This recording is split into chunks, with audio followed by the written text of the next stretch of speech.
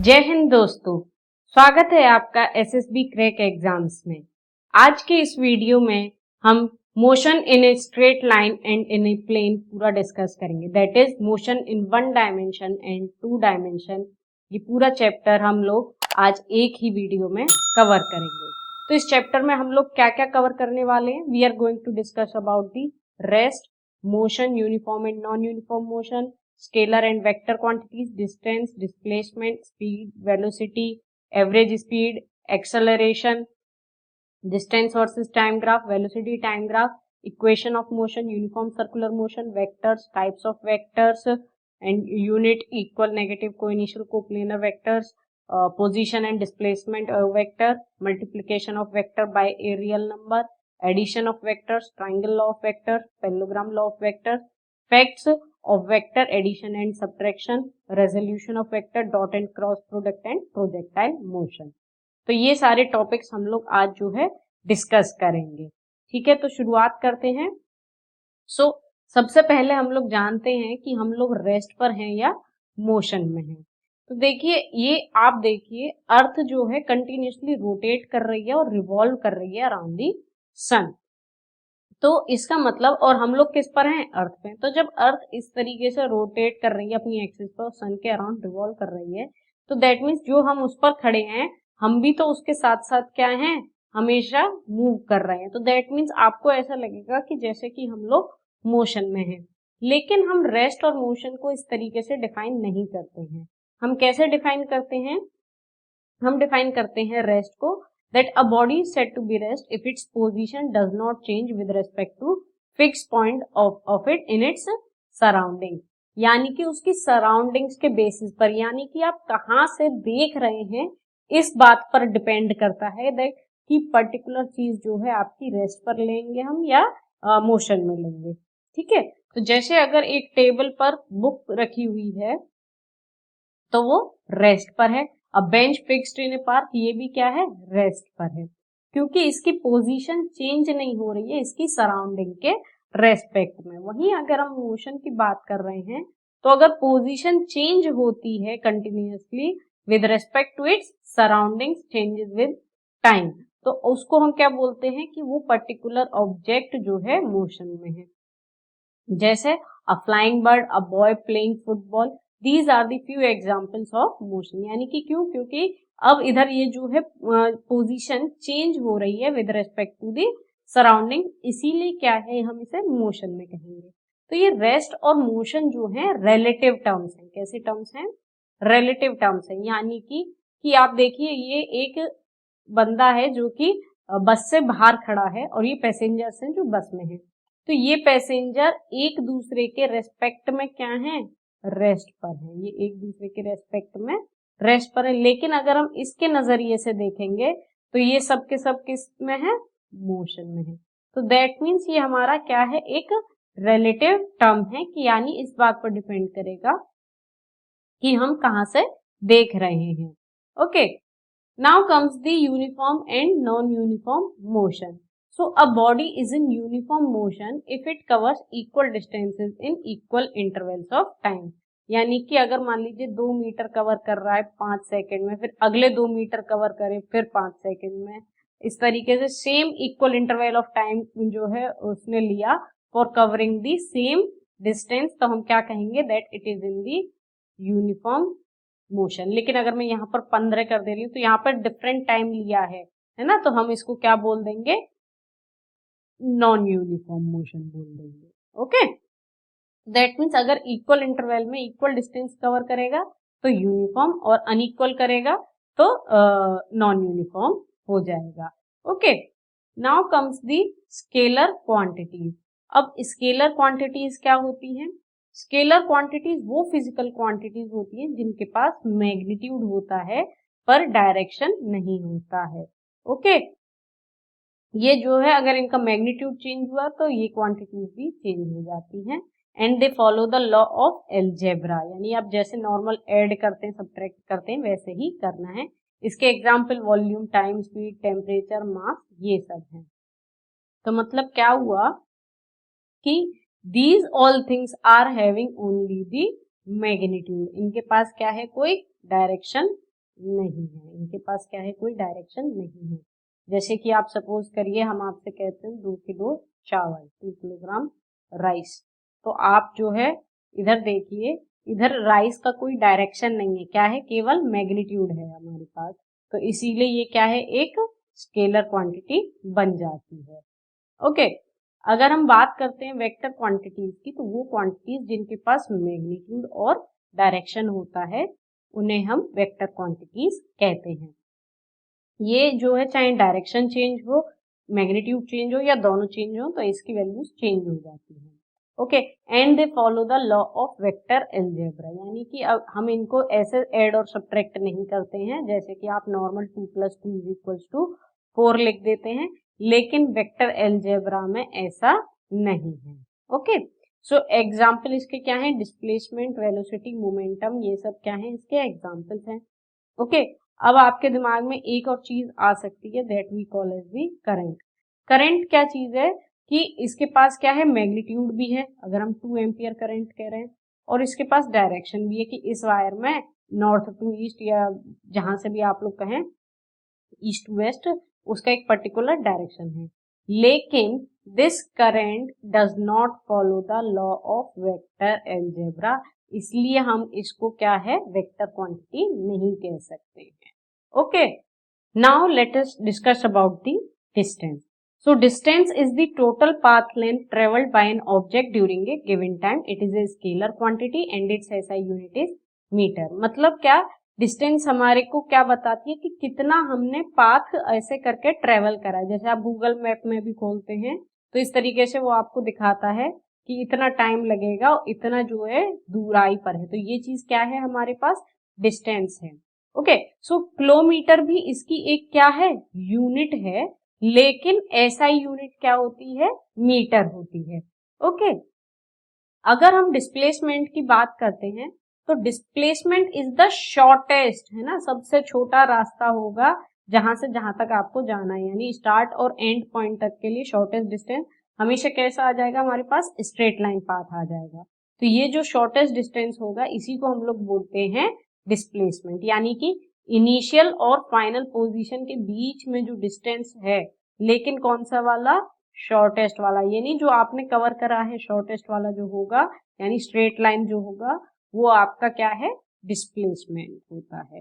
Okay, तो जैसे आप देखिए ए पोजीशन से बी पोजीशन पर गए और सी पोजीशन पर गए, एक तो ये इस तरीके से आप लोग गए, तो ये जो है 4 मीटर प्लस 3 मीटर यानी कि 7 मीटर आपने टोटल कवर करा, तो ये चीज क्या हो जाएगी, हमारे पास डिस्टेंस हो जाएगी। लेकिन ए से लेकर सी तक का शॉर्टेस्ट डिस्टेंस कौन सा है हमारे पास, ये वाला है जो कि है 5 मीटर, तो ये 5 मीटर क्या हो जाएगा, हमारे पास डिस्प्लेसमेंट हो जाएगा। ठीक है, तो ये हमारे पास डिस्प्लेसमेंट आ गया।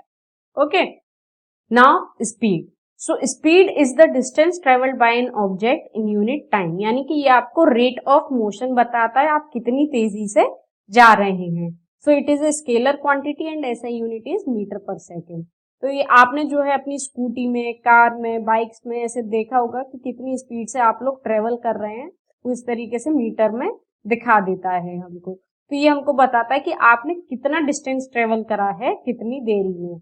ओके, अगर हम बात कर रहे हैं तो इसकी यूनिट जो है किलोमीटर पर आवर आप जनरली देखते हैं, लेकिन ऐसा यूनिट क्या होती है, मीटर पर सेकंड। तो क्वेश्चंस में जो है किलोमीटर पर आवर में देता है, लेकिन आपको कन्वर्ट करने की भी जरूरत पड़ती है। So how you will convert kilometre per hour into metre per second, just multiply 5/18 और वाइसली वर्सा आपको metre per second to kilometre per hour में चेंज करना भी आना चाहिए। सो 18/5 से मल्टीप्लाई कर दीजिए, then it will be converted into kilometre per hour. So इस तरीके से हम लोग क्या करते हैं, एक यूनिट से दूसरी यूनिट में बदल देते हैं। Okay, now let us talk about the average speed. So average speed क्या चीज होती है हमारे पास, जो टोटल डिस्टेंस ट्रेवल करा है और कितना टाइम लगा है उसको, टोटल टाइम लगा है उस डिस्टेंस को ट्रेवल करने में, वो हमको बताती है एवरेज स्पीड, यानी एक तरीके से मीन ही होता है। लेकिन अगर आपको दो स्पीड दी गई है कि सपोज करिए ए पोजीशन से बी पोजीशन तक जाने में, ये इधर जाने में आपको लगा है 24 किलोमीटर पर आवर, है ना, और जब आप लौटे हैं यहां से यहां तक तो 26 किलोमीटर पर आवर है। तो अगर आपको एवरेज स्पीड निकालनी है तो आप इन दोनों को ऐड करके डिवाइड बाय 2 नहीं करेंगे।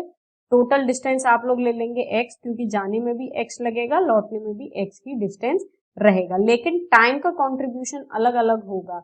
इसीलिए जो है हम एवरेज स्पीड को हमेशा इस फॉर्मूले से कैलकुलेट करते हैं। ओके, सो टाइम का कंट्रीब्यूशन आप लोग अगर देखेंगे then it will be equals to the total distance travel divided by the speed. तो हमारे पास 24 आ गया और t2 क्या आ जाएगा, x बाय 26 आ जाएगा। तो अब आप जो है एवरेज स्पीड कैसे निकालेंगे, x plus x divided by x by 24 plus x by 26, इस तरीके से जो है, यानी ये हो गया हमारे पास टोटल टाइम और ये हो गया टोटल डिस्टेंस। इससे हम लोग क्या निकालेंगे, अब एवरेज स्पीड निकालते हैं। ओके, हमको जो है मीन नहीं लेना होता है, ठीक। Now the velocity. Velocity is the displacement of moving object per unit time. हमने देखा स्पीड कैसी है, स्केलर क्वांटिटी है, और वेलोसिटी कैसी होती है, एक वेक्टर क्वांटिटी होती है। ओके, इसकी भी यूनिट लेकिन क्या होती है, मीटर पर सेकंड ही होती है। इसको हम डिफाइन करते हैं डिस्प्लेसमेंट पर यूनिट टाइम से। और अगर हम स्पीड को एक डायरेक्शन दे देते हैं, if we give a direction to the speed then also it is called as the velocity. तो उसको हम लोग क्या बोलते हैं, वेलोसिटी बोलते हैं। इसमें भी सेम वे में आपको kilometre per hour to metre per second convert करना आना चाहिए। Now the instantaneous velocity. Instantaneous velocity यानी कि आप लोग इस तरीके से जा रहे हैं और आपने एक पर्टिकुलर पॉइंट पर मम्मी का फोन आया, पूछती है बेटा कितनी तेजी से गाड़ी चला रहे हो, तो उस वक्त आप जो मीटर में देखकर बताएंगे that will be your instantaneous velocity, है ना। उस पर्टिकुलर मोमेंट पे जो आपकी वेलोसिटी है वो होगी हमारी instantaneous velocity. So it is given by this formula, है ना, यानी कि delta x by delta t या d x by d t. यानी कि आप लोग अगर कर्व देखेंगे इस तरीके से, पोजीशन चेंज का अगर देख रहे हैं टाइम के रेस्पेक्ट में, है ना, तो ये जो यहाँ पर टेंजेंट होगी जिस पर्टिकुलर पॉइंट पर आपको निकालनी है इंस्टेंटेनियस वेलोसिटी, उस पर्टिकुलर पॉइंट पर आप उसकी क्या निकाल ले रहे हो, टेंजेंट निकाल ले रहे हो या स्लोप निकाल ले रहे हो, है ना, स्लोप निकाल ले रहे हो, then we can find the instantaneous velocity. Okay, next is the acceleration. Acceleration क्या है, rate of change of velocity of an object. यानी कि आप लोगों ने जब भी मोटरसाइकिल या स्कूटी चलाई है तो आप उसको इस तरीके से एक्सेलरेटर से जब ऐसे घुमाते हो हाथ से, तो क्या करता है वो उसकी वेलोसिटी को चेंज करता है। तो यानी कितने टाइम में उसने वो वेलोसिटी चेंज करी है उसको हम लोग बोलते हैं एक्सेलरेशन, ठीक है। सो चेंज इन वेलोसिटी यानी कि final velocity minus initial velocity divided by time taken.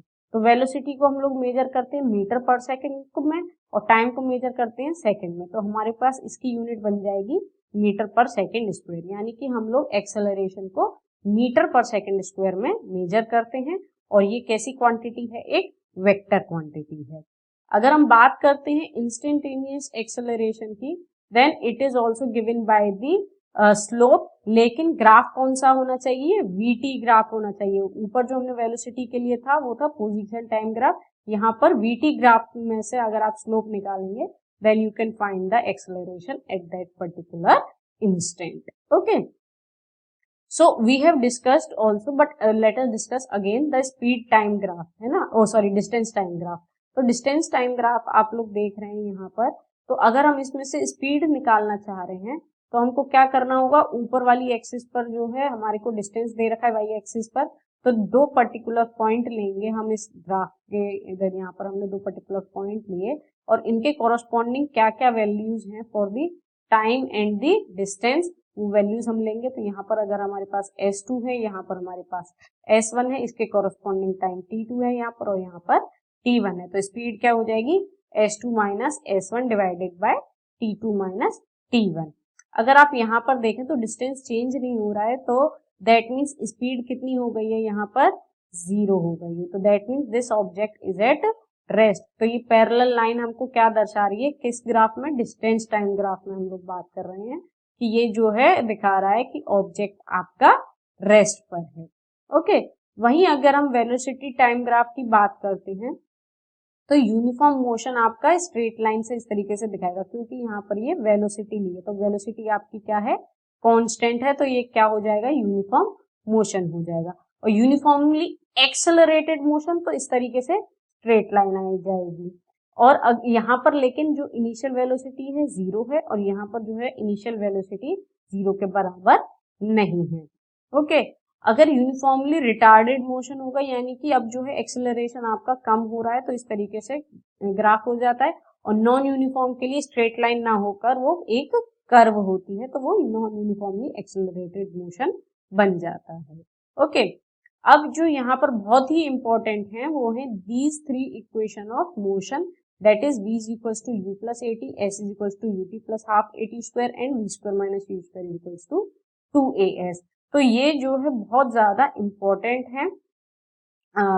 3 equation of motion, ये आपको जो न्यूमेरिकल क्वेश्चंस आते हैं वो इन्हीं पर बेस्ड आते हैं। सो ये आपको अच्छे से पता होनी चाहिए, तीनों इक्वेशंस आप लोगों को बिल्कुल याद हो जानी चाहिए। And these are applicable for uniform acceleration.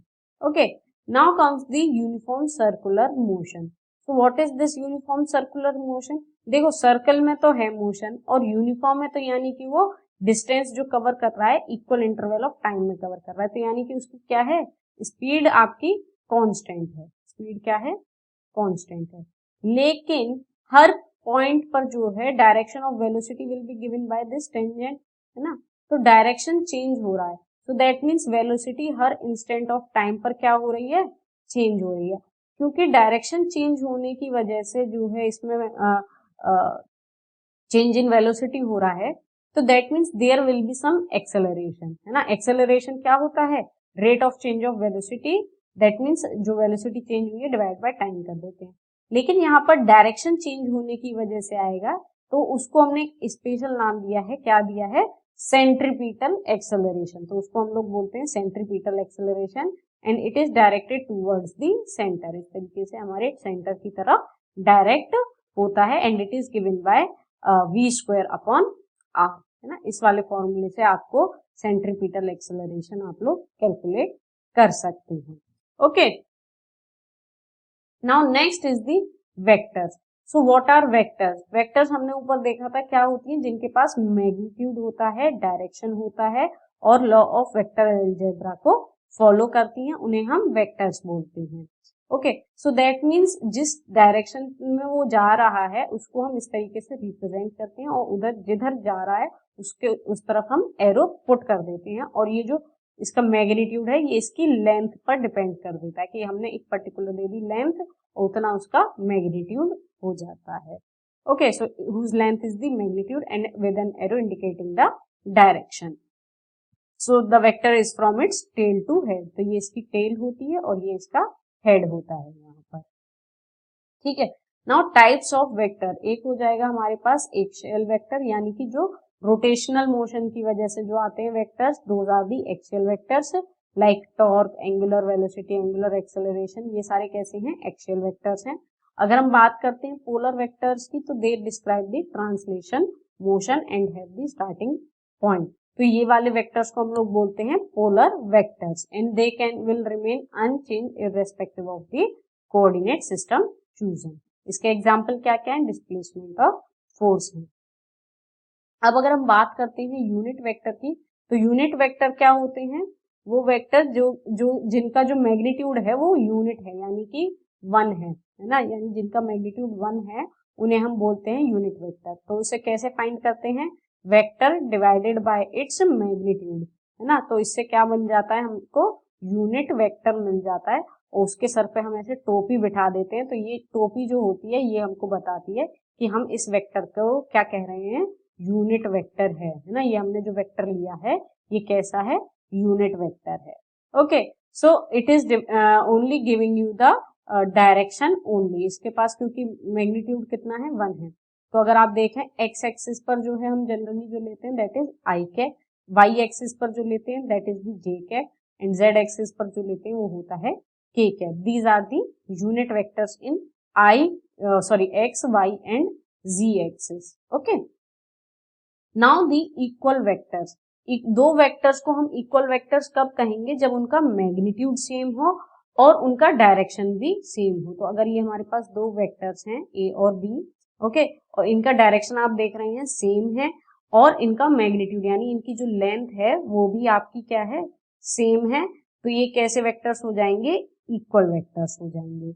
Negative vector, magnitude वही होना पर डायरेक्शन उसके ऑपोजिट यानी कि 180 डिग्री पर घूम जाना, तो वो हो जाते हैं हमारे पास नेगेटिव वेक्टर। यानी कि ये यहाँ पर हम लोग कह सकते हैं b vector is equals to minus a of vector and also the a vector is equals to minus b vector.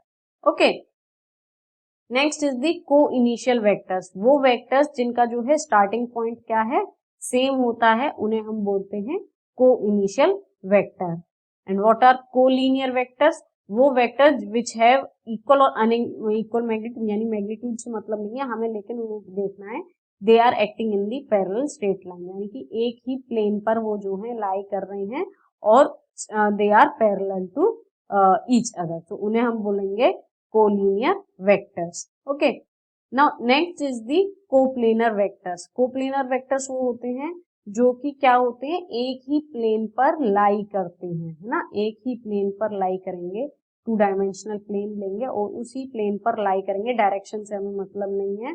Okay, जैसे हमें कोलिनियर वाले में जो है दे शुड बी पैरेलल, यहाँ पर हमें उससे मतलब नहीं है, but they should be on one plane only, तो उन्हें हम बोलते हैं coplanar vectors. Next is the position and displacement vector.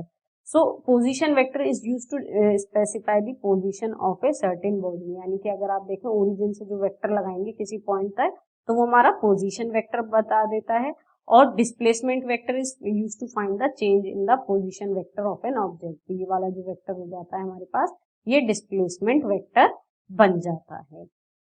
Now the multiplication of A vector by a real number. तो अभी हम क्या करेंगे, एक नंबर से जो है वेक्टर को मल्टीप्लाई करेंगे, तो क्या होता है उसका मैग्नीट्यूड उतने टाइम्स बढ़ जाता है। ओके, बस उसके डायरेक्शन पर कोई इफेक्ट नहीं आता है, लेकिन अगर आपने उसको नेगेटिव नंबर से मल्टीप्लाई करा है, नेगेटिव रियल नंबर से, तो उसका डायरेक्शन जरूर चेंज हो जाता है, ऑपोजिट हो जाता है। यानी कि अगर हमारे पास सपोज करिए ये v वेक्टर है, इसको आपने 1/2 से मल्टीप्लाई करा तो ये हाफ हो गया, इसका मैग्नीट्यूड चेंज हो गया। 3 से मल्टीप्लाई करा तो इसका जो है मैग्नीट्यूड चेंज हो गया और 3 टाइम्स हो गया। लेकिन अगर आपने इसको -2 से मल्टीप्लाई करा तो इसका जो है डायरेक्शन चेंज हो गया और मैग्नीट्यूड ट्वाइस हो गया। So this is how real number से जब आप मल्टीप्लाई करते हैं तो ये इफेक्ट पड़ जाता है वेक्टर्स पर। हम लोग जो ऊपर बात कर रहे थे वेक्टर्स की, that they follow vector algebra, तो इसमें मतलब हम लोग क्या चीज करेंगे, अभी एक एडिशन देखेंगे कि एडिशन ऑफ वेक्टर्स किस प्रकार हम लोग करते हैं। तो अगर सपोज हमें करना है vector a plus vector b, तो हम लोग क्या करेंगे, सबसे पहले वेक्टर a को लेंगे और उसको ऐसे ड्रॉ करेंगे। उसके बाद वेक्टर b को हमें ऐड करना है, तो वेक्टर a के हेड पर वेक्टर b की टेल रखेंगे और उसको जो है ड्रॉ कर देंगे। अब इस वेक्टर a का जो आपके पास टेल है और वेक्टर b के हेड तक इस तरीके से आप एक वेक्टर ले जा रहे हैं, तो ये जो वेक्टर आया है this will be the resultant vector, ये जो है हमारा रिजल्टेंट वेक्टर है। इस तरीके से अगर आपके पास n नंबर ऑफ वेक्टर्स हैं तो सिमिलर वे में जैसे a वेक्टर हमारा गया, फिर इसके बाद b वेक्टर आ जाएगा, फिर c वेक्टर आ गया और फिर d वेक्टर आ गया। तो अब ये पहला जहां से शुरुआत करी वहां से लेकर एंड तक के ये जो वेक्टर आ गया, this will be the resultant. So n number of vectors को भी आप लोग ऐड कर सकते हैं। Now let us discuss about the triangle law of vector. तो अगर हम लोग दो वेक्टर्स को ऐड कर रहे हैं तो हमारे पास ये जो रिजल्टेंट आएगा, ओके, जैसे हमने देखा था कि पहले हमने p वेक्टर, जैसे अगर हम कर रहे हैं vector p plus vector q कर रहे हैं, तो p वेक्टर हमने रखा, उसके हेड पर जो है q वेक्टर रखा और वो इस तरीके से आ गया। अब ये इस वाले के टेल से हम लोग ले गए ये यहाँ तक और इस वाले वेक्टर के हेड तक ले गए, तो this is giving you the resultant vector. अब इसका मैग्नीट्यूड किससे गिवन होता है, ये जो रिजल्टेंट वेक्टर है it is given bye p square plus q square plus 2pq cos theta, और थीटा एंगल क्या होता है, वेक्टर p और q के बीच का जो एंगल होता है वो हमारा थीटा एंगल होता है। ओके, अब इस रिजल्टेंट वेक्टर का डायरेक्शन देखना है, तो हमने ये कहा कि ये बीटा एंगल बना रहा है विद द वेक्टर p, तो इसका डायरेक्शन हमारे पास क्या आ जाएगा, q sine theta upon p plus q sine theta आ जाएगा। सिमिलर वे में अगर हम पैरेललोग्राम लॉ देखते हैं तो हम क्या करते हैं, दोनों वेक्टर्स को क्या करते हैं, उनकी जो टेल है उनको एक साथ रखते हैं, तो ये और इसी को लेकर हम एक पैरेललोग्राम कंस्ट्रक्ट कर देते हैं। ओके, और इसका ये जो डायगोनल होगा ये जो है हमें क्या देता है, रिजल्टेंट, है ना, ये हमें क्या देता है, रिजल्टेंट देता है। और इसका मैग्नीट्यूड भी किससे गिवन होगा, P square plus Q square plus 2pq cos theta, और डायरेक्शन हम लोग q sin theta upon p plus q sin theta से देते हैं। Now the conditions for zero resultant vector, अगर इसके लिए क्या क्या कंडीशंस होंगी कि वो जो है एक सर्कुलर फॉर्म मतलब क्लोज्ड लूप बना दिए, तो क्या हो जाएगा, वो जो है हमारा जीरो वेक्टर बना देगा। ओके, सो दैट मीन्स अगर इस तरीके से अगर हम पॉलीगन ले रहे हैं taken in same order, the resultant is now because the object is in equilibrium, यानी उसने उसको क्लोज कर दिया है इस तरीके से, इसलिए ये जो है हमारे को क्या देगा, जीरो रिजल्टेंट वेक्टर देगा। ओके, नेक्स्ट है facts of vector addition and subtraction. तो वेक्टर एडिशन कम्यूटेटिव होता है लेकिन सब्ट्रैक्शन कम्यूटेटिव नहीं होता है। क्यों, क्योंकि देखो हम लोगों ने क्या करना है, vector a minus vector b करना है, तो हम एक्चुअल में ऐड करते हैं। सपोज करिए ये हमारा वेक्टर a है और ये हमारा वेक्टर b है, सो अगर हमें a माइनस b करना है तो ये a वेक्टर हो जाएगा, और माइनस b यानी कि हम लोग इसके ऑपोजिट वाला डायरेक्शन ले लेंगे, तो ये इस तरीके से आ जाएगा और रिजल्टेंट हमारा ये होगा। लेकिन अगर हम b माइनस a करते हैं वेक्टर, तो हमारे पास b वेक्टर तो ये इस तरीके से रहा, और a वेक्टर का हम लोगों ने क्या ले लेना है, ऑपोजिट ले लेना है। ठीक है, तो अब हमारे पास रिजल्टेंट क्या आ गया, ये आ गया। तो यहाँ पर इसका रिजल्टेंट का डायरेक्शन अलग, इसका रिजल्टेंट का डायरेक्शन अलग, सो it is not commutative. So subtraction जो है हमारा कम्यूटेटिव नहीं होता है। सिमिलरली एडिशन जो है आपका एसोसिएटिव होता है, बट सब्ट्रैक्शन एसोसिएटिव नहीं होता है। Okay, next is the resolution of vectors. Resolution of vectors मतलब कि हम वेक्टर को जो है उसको स्प्लिट कर रहे हैं ना, उसको रिजॉल्व कर रहे हैं, ताकि हम लोग उसको जो है डिफरेंट डायरेक्शंस में करके, अगर वो डिफरेंट डायरेक्शंस में मिलेंगे तो उसका सिमिलर इफेक्ट पड़े, इस तरीके से हम लोग उसको रिजॉल्व करते हैं। और जिन कंपोनेंट्स में हमने रिजॉल्व करा है उन्हें हम बोलते हैं कंपोनेंट वेक्टर्स। ओके, अगर हम लोग बात कर रहे हैं rectangular components of A vector, तो रेक्टेंगुलर कंपोनेंट्स जो हो जाते हैं हमारे, कि जो भी वेक्टर है उसके डायगोनल लेके हम लोग एक रेक्टेंगल कंस्ट्रक्ट करते हैं, और ये डायरेक्शन ऑफ द वेक्टर है, तो इसके कॉरस्पॉन्डिंग ये वाली जो आर्म्स हो जाएंगी, they will be the resolving in the rectangular component. तो ये वाली और ये वाली जो है आर्म हमारी रेक्टेंगुलर कंपोनेंट में रिजॉल्व हो गई है। तो यानी कि अगर हमने ये थीटा एंगल यहाँ पर लिया है और अल्फा एंगल यहाँ लिया है, तो एंगल के साथ वाली आर्म जो है कॉस आर्म बनाएगी, और जो दूसरी तरफ होगी वो साइन। तो ये अल्फा वाला ये एंगल यहाँ है, तो ये क्या बन जाएगा, एफ कॉस अल्फा, और दूसरी वाली एफ साइन अल्फा बन जाएगी। अगर हम थीटा वाला देखेंगे तो ये एफ कॉस थीटा ये बन जाएगी, और एफ साइन थीटा ये हमारे पास बन जाएगी। सो ये जो है हमारे पास ये दोनों क्या है, रिजॉल्व्ड वेक्टर्स आ गए हैं। नेक्स्ट इज द स्केलर और dot product of two vectors. हम लोग जो है दो तरीके के प्रोडक्ट्स के बारे में पढ़ेंगे, एक होगा स्केलर प्रोडक्ट और एक होगा वेक्टर प्रोडक्ट। तो स्केलर प्रोडक्ट को हम लोग डॉट प्रोडक्ट भी बोलते हैं।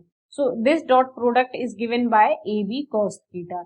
जैसे आपने देखा था वर्क डन जो है हमारा क्या था, एफ डॉट एस था, है ना, जिसको हम लोग लिखते हैं एफ एस कॉस थीटा, और थीटा क्या होता था, एंगल इन दोनों के बीच में। सिमिलर वे में ये भी थीटा एंगल किन के बीच में होगा, ए और बी वेक्टर के बीच में होगा। So the dot product is given by the a b cos theta. लेकिन अगर हम लोगों को ये जो कोऑर्डिनेट्स के टर्म्स में दिया गया है वेक्टर जो है, तो उसका हम डॉट प्रोडक्ट कैसे निकालेंगे। सपोज करिए वेक्टर हमारे पास है 2i cap plus 3j cap plus k cap, और एक ये तो ए वेक्टर हो गया हमारे पास, और बी वेक्टर हमने ले लिया सपोज करिए 3i cap minus 2j cap minus 3k cap, है ना, ये वेक्टर हमारे पास है। अब अगर हमने इनका डॉट प्रोडक्ट निकालना है, यानी कि a डॉट b निकालना है, so that means 3 into 2 6, 3 into minus 2 minus 6, and 1 into minus 3 minus 3। तो इनका डॉट प्रोडक्ट हमारे पास कितना आ गया, माइनस 3 आ जाएगा। So this is the dot product of these two vectors. इस तरीके से हम लोग जो है डॉट प्रोडक्ट निकाल लेते हैं if the vectors are given in the Cartesian coordinate system. Okay, next is the vector और क्रॉस प्रोडक्ट। अभी हमने डॉट प्रोडक्ट पढ़ा, अब हम पढ़ेंगे क्रॉस प्रोडक्ट के बारे में। सो इट इज ये जो, और एक और बात इंपॉर्टेंट है कि जो हमने स्केलर प्रोडक्ट में बात करी तो इनका जो रिजल्टेंट आएगा that will be a scalar, है ना, इसके पास डायरेक्शन नहीं होगा, दैट्स व्हाई द क्वांटिटी वो जो हमारे पास वर्क डन आती थी वो एक स्केलर क्वांटिटी होती थी और फोर्स और डिस्प्लेसमेंट हमारे पास वेक्टर क्वांटिटीज होती थी। ओके, तो इनका रिजल्टेंट कैसा आता है, स्केलर आता है। लेकिन अगर हम वेक्टर या क्रॉस प्रोडक्ट की बात करते हैं तो उनके मल्टीप्लिकेशन से जो आएगी quantity that will be a vector quantity. So if the cross product of two vectors is a another vector that is at right angles to both, और वो इन दोनों के परपेंडिकुलर होगा। With your right hand, point your index finger along vector A and point your middle finger along vector B. The cross product goes in the direction of the thumb. तो इस तरीके से आप लोग जो है उसके क्रॉस प्रोडक्ट को निकाल सकते हैं कि उसका डायरेक्शन किस तरफ आएगा। Okay, next is the vector और क्रॉस प्रोडक्ट में अगर हम ये जो कार्टेशियन कोऑर्डिनेट सिस्टम में लें ए और बी वेक्टर को तो हम कैसे निकालेंगे क्रॉस प्रोडक्ट के लिए। तो इस तरीके से हमको मैट्रिक्स बनानी होती है। तो सपोज करिए अगर मैं दो वेक्टर्स ले रही हूँ, एक मैंने वेक्टर लिया है i cap plus 2j cap plus 3k cap, और मैंने दूसरा वेक्टर लिया है 4i cap minus 2j cap और माइनस 4k कैप।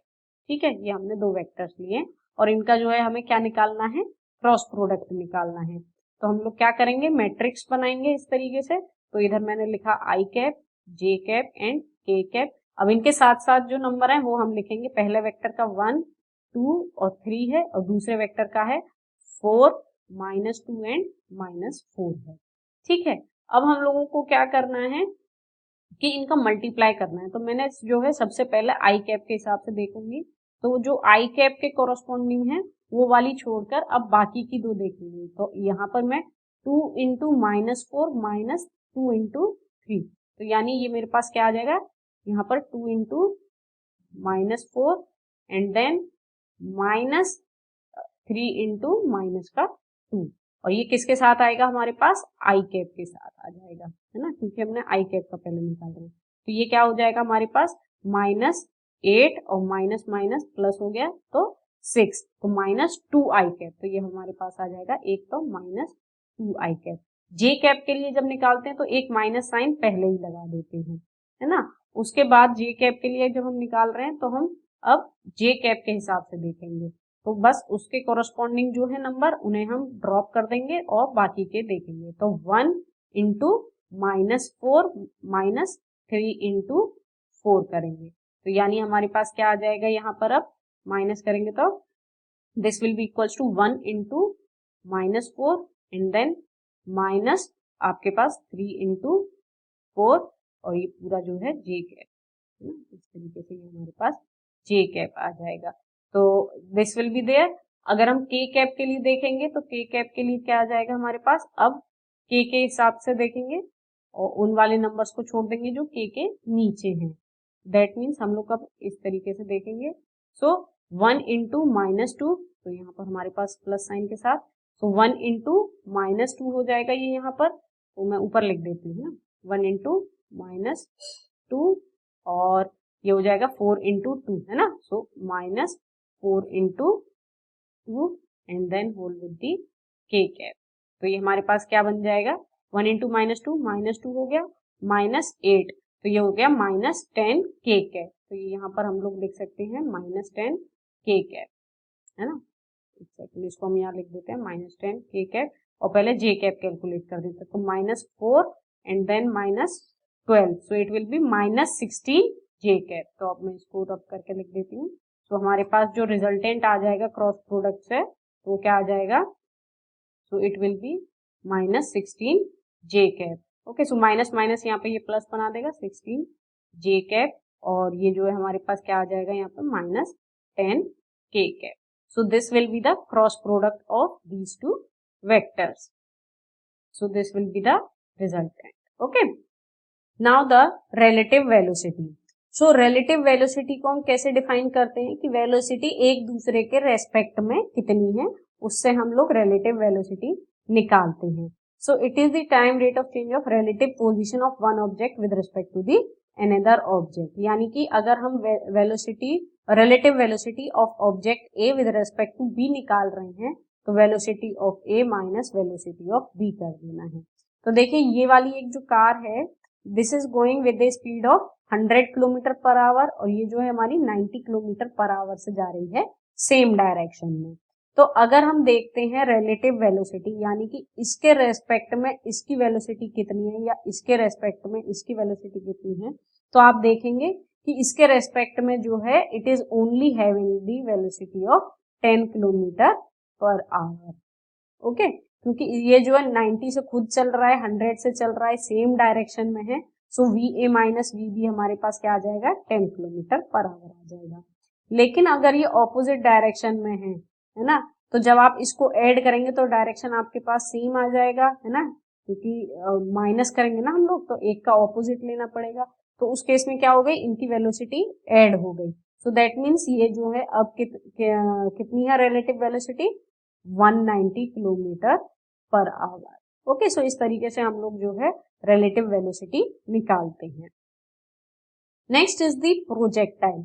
प्रोजेक्टाइल क्या चीज है, अगर हमने किसी ऑब्जेक्ट को इस तरीके से हवा में फेंका है और उस पर हमने ये कंसीडर करा है कि केवल और केवल ग्रेविटी की वजह से ही वो अब आगे उस पर केवल जो फोर्स लग रही है वो केवल ग्रेविटी ही लग रही है, तो ऐसे मोशन को हम लोग बोलते हैं प्रोजेक्टाइल मोशन। ओके, इसका मतलब ये नहीं है कि ये दूसरी फोर्सेस एक्ट नहीं कर रही हैं, बस हमने क्या कंसीडर कराया है कि और का जो है जो इफेक्ट है वो बहुत कम है in comparison to that of the gravity. तो दो तरीके के होंगे, एक होगा हॉरिजॉन्टल प्रोजेक्शन और एक होगा वर्टिकल प्रोजेक्शन। तो हॉरिजॉन्टल प्रोजेक्शन में जो है हमारे पास आप जो है वी निकाल सकते हैं यूजिंग दिस फॉर्मूला, यानी कितने से आपने फेंकी है और कितने टाइम में वो नीचे गई है। सो यू से अगर आपने फेंका है, ये हॉरिजॉन्टल प्रोजेक्शन मतलब आप किसी एक पर्टिकुलर हाइट से जो है किसी ऑब्जेक्ट को फेंके हैं यू वेलोसिटी से, उसने जितना डिस्टेंस ये कवर करा है that will be the range here, और ये जो यहाँ पर इसकी कितनी ऊंचाई पर है that will be the height here. Okay, तो यहाँ पर ये जो दो इंपॉर्टेंट फॉर्मूलेज हैं that is the time of flight and the horizontal range, यानी उसकी कितनी रेंज है। ओके, वहीं अगर हम बात करते हैं एंगुलर प्रोजेक्शन की, कि इस तरीके से आपने जमीन से ही फेंका है, तो ऐसे प्रोजेक्टाइल को हम लोग बोलेंगे एंगुलर प्रोजेक्शन। ओके, इस केस में जो आपके पास आएगा time of flight, maximum height and horizontal range, ये यहाँ से यहाँ तक जो जाने में कितना टाइम लगा, ये जो इसका इस तरीके से हॉरिजॉन्टल डिस्टेंस है that is the horizontal range, और ये जो यहाँ पर इसने मैक्सिमम हाइट अटेन करी है वो कितनी है, that you can calculate through these formulas, that is 2u sin theta upon g, और थीटा क्या होता है हमारे पास, ये एंगल जितने से आपने फेंका है, ये जो ऑब्जेक्ट है इसको कितने एंगल से फेंका है, that is the theta here, g is the acceleration due to gravity और u इनिशियल वेलोसिटी कितनी है। ओके, दीज फॉर्मूलेज आपको ये मतलब सारे फॉर्मूले बिल्कुल याद कर लेने हैं। Okay, so now two angles of projection for same range. Same range के लिए जो है हमारे पास कौन से दो एंगल हमको यूज करने हैं, यानी कि अगर हम दो एंगल्स ऐसे फेंक रहे हैं और हमारे पास क्या आई, सेम रेंज आई है, तो वो दो एंगल का जो सम आएगा वो कितना आएगा, 90 डिग्री आएगा। ओके, तो 45 डिग्री पर आपके पास क्या हो जाती है, मैक्सिमम रेंज हो जाती है। 45 डिग्री पर क्या होती है, मैक्सिमम रेंज होती है।